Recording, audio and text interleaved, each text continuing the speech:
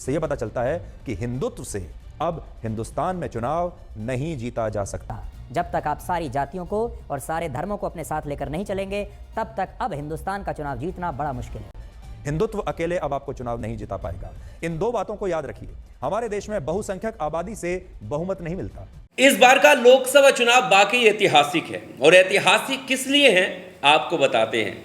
जिस तरह से गोदी मीडिया में दिन रात हिंदू मुस्लिम का जहर बोया जा रहा था, दिन रात हिंदू मुस्लिम कहा जा रहा था, दिन रात डिबेट कराई जा रही थी, मंदिर मस्जिद हिंदुस्तान पाकिस्तान, वो सब धाराशाही हो गए हैं। वो मुद्दे एक झटके में चकनाचूर हो गए, और इसमें सबसे बड़ा इन मुद्दों को तोड़ने का काम किया है उत्तर प्रदेश की जनता ने। सैल्यूट है आपको, सैल्यूट है उत्तर प्रदेश की जनता को, जिन्होंने ये दिखा दिया कि हमें मंदिर मस्जिद पर बहस कर कर अपना वोट नहीं देना है, बल्कि हमें मुद्दों की राजनीति करनी है, हमें अपने हक और हुकूक की बात करनी है, हमें ये जानना है कि अगले 5 सालों में हमारे लिए सरकार क्या करेगी।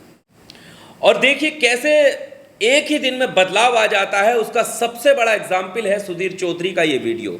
आज तक के पत्रकार सुधीर चौधरी अपना जो उनका ब्लैक एंड व्हाइट प्रोग्राम है वो प्रोग्राम कर रहे थे, और किस तरह से मुस्लिमों पर, मुस्लिमों के आंकड़ों को लेकर, उनकी आबादी को लेकर, सीटों को लेकर, और एक शब्द उन्होंने इस्तेमाल किया, मैं उस शब्द को फिर से दोहराना चाहता हूं। उन्होंने कहा कि लोकतंत्र के सिपाही, मुसलमानों को कहा लोकतंत्र के सिपाही।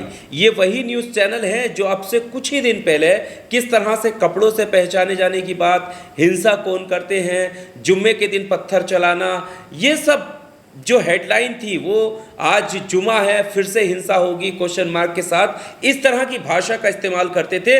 आज वो चैनल एक ही नतीजे में वो चैनल सब लोकतंत्र का सिपाही कहने पर मजबूर हो गए। सैल्यूट है लोकतंत्र को, और सैल्यूट है इस देश की जनता को, जिसने सही मुद्दों पर वोट किया और अपने हक और हुकूक को जाना। हम बात करते हैं कि किस तरह से सुधीर चौधरी ये बता रहे हैं कि इस देश में बहुसंख्यक से बहुमत हासिल नहीं की जा सकती जब तक आप सभी धर्म, सभी समाज, सभी जातियों का जिक्र नहीं करेंगे, सभी के भले की बात नहीं करेंगे। आप देखेंगे कि इस पूरे लोकसभा चुनाव में चाहे वो प्रधानमंत्री नरेंद्र मोदी हो या योगी आदित्यनाथ हो, योगी आदित्यनाथ का ये बयान तो आपने सुना ही होगा कि अब सड़कों पर नमाज नहीं होती, अब चीखने की आवाज़ जो है अगले 5 सालों में लोग भूल जाएंगे, जो चीखने की आवाज़ यानी अजान को लेकर वो कह रहे थे।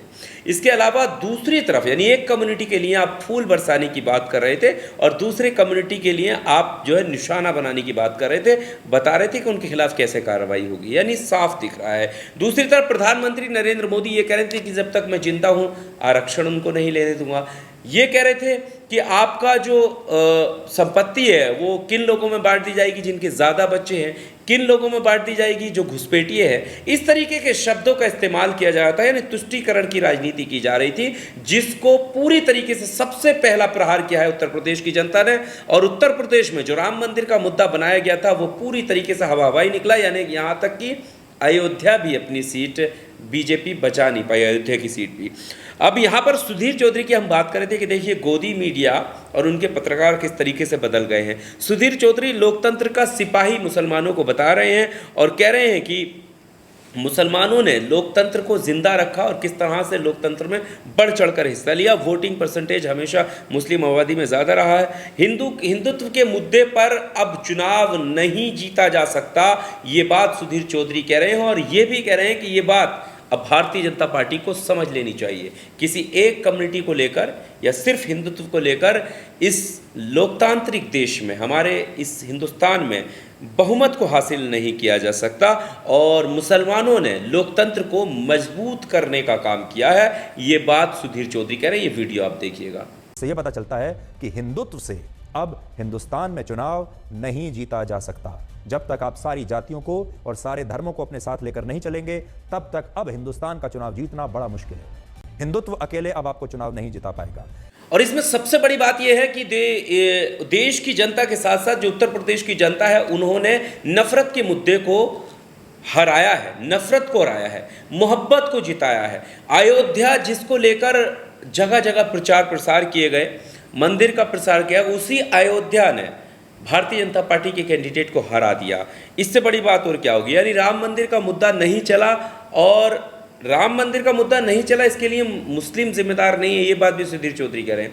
दूसरी तरफ आप देखेंगे कि कई ऐसी नफरती लोग जो खुले तौर पर, आपने देखा होगा कि हैदराबाद में असदुद्दीन ओवैसी की टक्कर पर जो चुनाव लड़ रही थी वो मस्जिद के सामने तीर बना करके निशाना लगा रही थी, यानी एक तरीके से नफरत फैलाना चाहती थी और उसके आधार पर अपने लिए वोट डलवाना चाहती थी, लेकिन वो हार गई। दूसरा, आपने नाम नवनीत राणा आपने सुना होगा कि उन्होंने जो है वो साथ में अपनी रैलियों में हिंदू राष्ट्र की तस्वीर लेकर चल रही थी, हिंदू राष्ट्र बनाने के लिए वोट मांग रही थी और वो कह रही थी कि देखिए हिंदुस्तान में रहना होगा तो जय श्री राम कहना होगा, नहीं तो आप पाकिस्तान चले जाइए। सीधा वो पाकिस्तान का टिकट कटा रही थी। उन्हें नहीं पता कि उनका किस तरीके से जनता टिकट काट देगी और उस नफरत को भी हराया है। यानी जो नफरत की बात करेगा वो हिंदुस्तान में अब राज नहीं करेगा, ये जनता ने दिखा दिया है। और उत्तर प्रदेश की जनता को फिर से सलाम है कि उन्होंने जिन मुद्दों के साथ और किन मुद्दों के साथ उन्होंने मंदिर मस्जिद पर वोट नहीं किया, हिंदू मुस्लिम पर वोट नहीं किया, हिंदुस्तान पाकिस्तान पर वोट नहीं किया। हिंदुस्तान की जनता ने वोट किया है बेरोजगारी पर, वोट किया है कि कैसे लोकतंत्र को बचाया जाए, संविधान को बचाया जाए। जो बात विपक्ष वाले लोग कह रहे थे कि संविधान को बचाने के लिए एक साथ आइए, इंडिया गठबंधन को वोट दीजिए, इंडिया गठबंधन को वोट मिला और इसका सबसे ज़्यादा फायदा हुआ समाजवादी पार्टी को, जो कि पहले 2019 में सिर्फ 5 सीटें लेकर आई थी और अब वो सीटें 37 हो गई हैं। तो ये सबसे बड़ी बात है। आगे की हम बात करते हैं कि बीजेपी को जो नुकसान हुआ है, बीजेपी को जिन जिन जगहों पर नुकसान हुआ है वो भी आप देख सकते हैं। यहाँ पर सुधीर चौधरी खुद बता रहे हैं, आप देखिए इनको कि किस तरीके से इन्होंने बताया है कि सिर्फ बाकी सीटें ही नहीं बल्कि जो मेन अयोध्या है वहां पर भी भारतीय जनता पार्टी का कैंडिडेट हार गया। सुधीर चौधरी के इस प्रोग्राम में वो सीधा सीधा कह रहे हैं कि किसी एक समाज को लेकर आप चुनाव नहीं जीत सकते, बहुमत में नहीं आ सकते। ये बात आप समझ लें। जिस तरह से भारतीय जनता पार्टी ने ना तो मुसलमानों को टिकट दिया और ना ही मुसलमानों को वोट के लिए कहा, यहाँ तक कि उनके नेता ये तो कह देते कि हमें तुम्हारा वोट चाहिए ही नहीं। आप समझ सकते हैं कि किस तरह की राजनीति करने का प्रयास इस चुनाव में किया गया।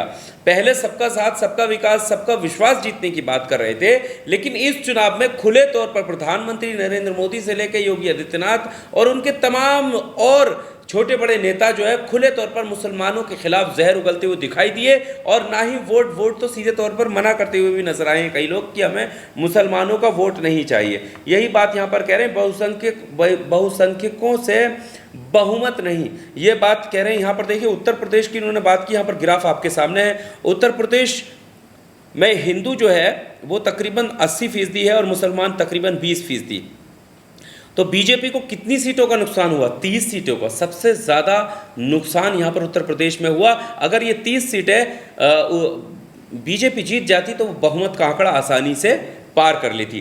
फैजाबाद जिला जो हम अयोध्या की बात कर रहे हैं, ये वही अयोध्या की सीट है जहां पर तकरीबन 85% हिंदू है और मात्र 15% मुसलमान है। उसके बावजूद बीजेपी वहां पर हार गई।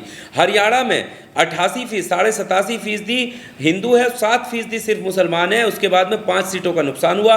राजस्थान में 88% से ज़्यादा हिंदू हैं, 9% मुसलमान हैं, 10 सीटों का नुकसान हुआ। महाराष्ट्र में 80% हिंदू है और 11-11.5% जो है वो मुसलमान है, 14 सीटों का नुकसान हुआ। बिहार में 82% हिंदू है, 16% सिर्फ मुसलमान है, 5 सीटों का नुकसान हुआ। ये वहाँ पर नुकसान हुआ है जहाँ पर हिंदू आबादी ज़्यादा है, यानी हिंदुओं ने ही हिंदुत्व के मुद्दे को नकारा है और लोकतंत्र की सलामती के लिए वोट किया है। ये सबसे बड़ी जीत है। और यहाँ पर देखिए लोकतंत्र के प्रहारी या लोकतंत्र के सिपाही उभर कर के मुसलमान साबित हुए हैं, जिनको कपड़ों से पहचाना जाने की बात किया करते थे, जिनको दंगाई बताते थे, जिनको हुड़दंगकारी बताते थे, जिनको पत्थरबाज बताया करते थे, आज एक ही चुनाव में वो सब के सब सीधे हो गए हैं। और उम्मीद है कि देश को बनाने के लिए, देश को एकजुट करने के लिए, देश की मजबूती के लिए लोकतंत्र को इसी तरीके से मजबूत रखने की जरूरत है। मुद्दों पर राजनीति करने वाले को सहयोग करने की जरूरत है। जो लोग